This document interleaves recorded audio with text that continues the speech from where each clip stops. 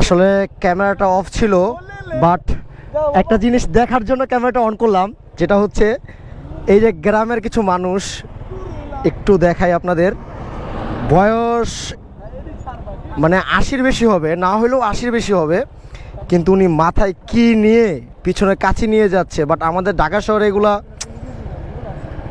নাই।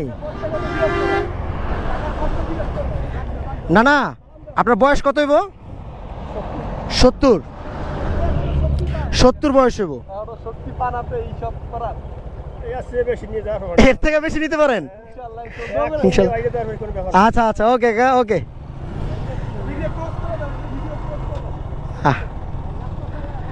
আসলে তার বয়স উনি নিজে বলল 70 বেশি, তার মানে 70 বছর বয়সের একজন কীরকম কর্মঠ।